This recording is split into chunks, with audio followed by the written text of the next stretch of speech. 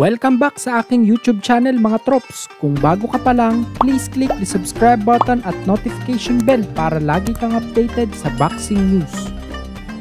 6th Division World Champion Oscar De La Hoya natanong patungkol sa komento nito sa post na larawan ni Ryan Garcia sa kanyang social media account kasama si Floyd Mayweather Jr. Ang balitang ito ay nanggaling sa interview ni Oscar sa ES News YouTube channel. Ayon sa komento ni Oscar ay mistulang iniinsulto nito ang alagang si Ryan sa pagsama kay Mayweather na ayon kay Oscar ay tinalo na niya. Marami daw ang nagsasabi na siya ang nanalo sa laban niya kontra kay Mayweather noon at ito ay nanggaling pa daw mismo sa tatay ni Floyd ayon kay Oscar. Matatanda ang may tensyon pa rin sa pagitan ni Ryan at Oscar patungkol sa kontrata at sampahan ng kaso sa isa't isa. Hindi pa rin malinaw kung ano ang estado ng relasyon ng dalawa.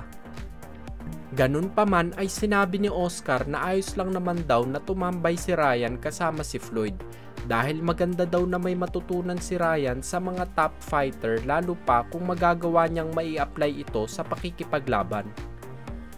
Maganda daw ito para sa karir ni Ryan at kahit siya ay irerekomenda niya ito.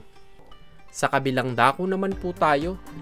Former welterweight champion Yordenis Ugas lalaban kontra sa top contender ng welterweight division na si Mario Barrios. Planong ganapin ang laban sa undercard ng Charlo vs Canelo fight sa September 30 sa T-Mobile Arena, Las Vegas, Nevada. Mahigit 16 months na bakante si Ugas sa laban mula nang matalo kay Errol Spence Jr. noong nakaraang taon at magtamo ng orbital fracture.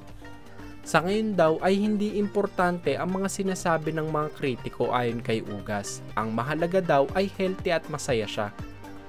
Focus lang daw siya sa preparasyon niya sa paparating niyang laban. Malakas at matibay na fighter daw si Mario Barrios ayon kay Ugas, kaya dagdag motibasyon ito para sa kanya.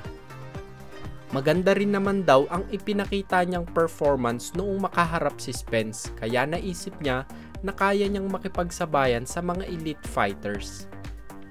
At syempre mga trops, hindi naman natin malilimutan na nagpakita rin siya ng magandang performance ng labanan niya ang ating 8th Division World Champion na si Manny Pacquiao. Papatunayan daw ni Ugas sa laban na ito na isa siya sa mga best welterweight fighters sa mundo. Kung nagustuhan nyo ang balita na iyon mga trops, bigyan nyo naman ako ng isang suntok sa like button dyan. Yun lamang po at maraming salamat.